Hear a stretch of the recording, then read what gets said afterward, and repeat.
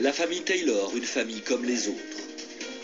Mais depuis qu'Auguste, le petit dernier, a commencé à parler, ses parents s'interrogent. Un jour, Gus devait avoir 1 an et demi. J'étais en train de le changer et il m'a regardé. Et il m'a dit, tu sais, quand j'avais ton âge, c'était toujours moi qui te changeais. Et j'étais sidéré. Son grand-père est mort 1 an avant sa naissance. Il ne l'a donc pas connu, mais il a toujours prétendu être sa réincarnation. Et à chaque fois que l'on parlait de grand-père Augie, il disait « Vous parlez de moi ?» Il était si catégorique que ça semblait complètement naturel. Les parents de Gus ne sont pas au bout de leur surprise. Dans l'album de famille, il est capable de reconnaître son grand-père alors qu'il ne l'a jamais vu. Sur une photo datant des années 50, il cite sans hésiter les noms des camarades de classe de son aïeul et, plus troublant encore, il désigne même sa toute première voiture.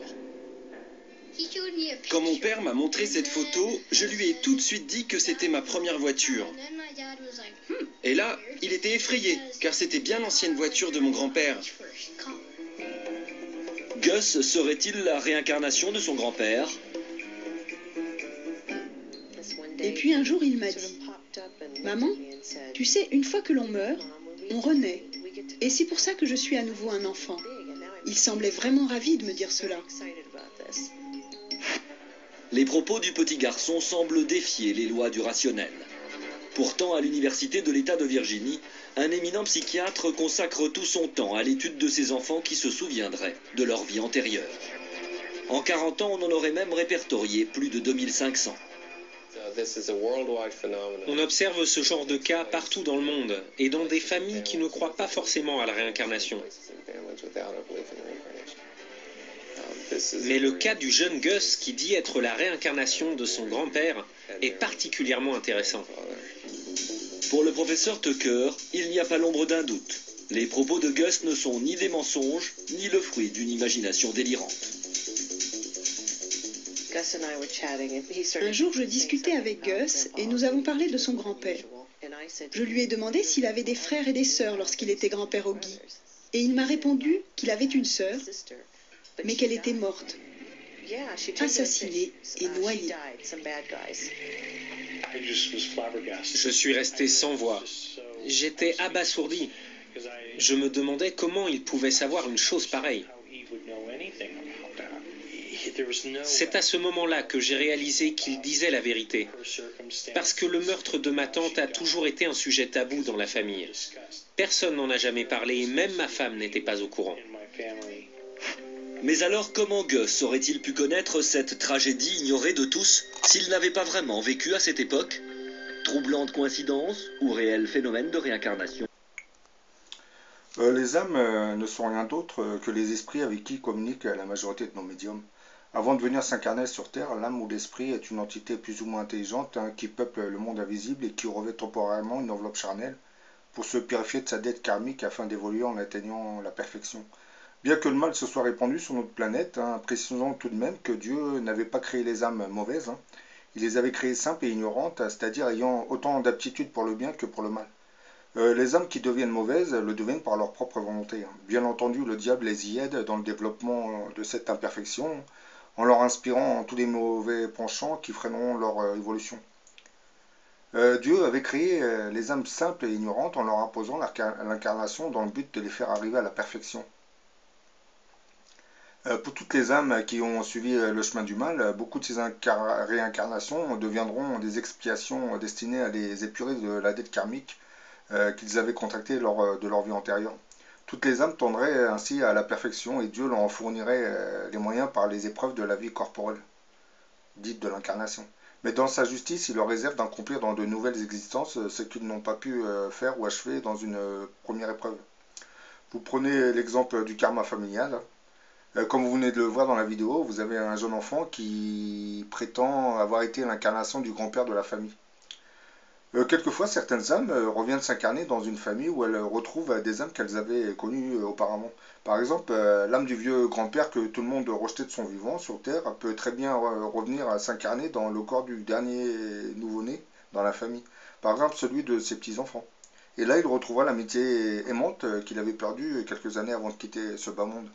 Le karma familial, qui est une forme de karma de groupe, hein, se construirait ainsi. Votre femme de cette vie peut avoir été votre sœur par le passé, elle a pu être votre mère. En vous projetant suffisamment loin en avant, vous découvrirez peut-être qu'elle sera votre père ou votre fils.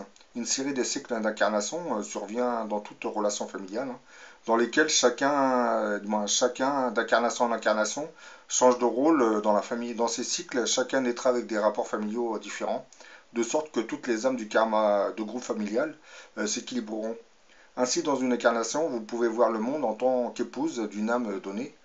Dans la vie suivante, vous verrez le monde en tant que mari de cette même âme. Dans une autre incarnation, la mère deviendra la fille. Dans le cycle suivant, la fille deviendra la mère, etc., etc. Nous rassemblons de cette manière de multiples perspectives sur l'expérience de l'existence. Par exemple, un grand-père qui aura été violent dans l'une de ses incarnations pourrait fort bien revenir surincarner dans le corps du nouveau-né qui attendrait l'un de ses enfants, nouvellement marié. Ce gendarme pourrait à son tour subir ce qu'il avait fait subir à toute sa famille lors de sa précédente incarnation.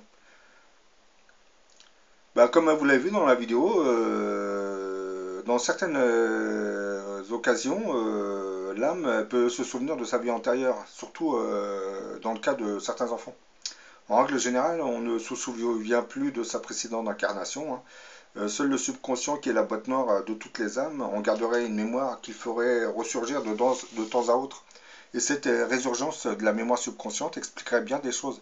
Par exemple, le subconscient de l'âme d'un homme qui avait occupé le corps d'une femme lors d'une incarnation antérieure, pourrait faire ressurgir des bribes de souvenirs qui donneront un aspect efféminé à l'homme, puisque cet homme se regarde dans sa mémoire subconsciente comme la femme qu'il avait été dans sa vie antérieure.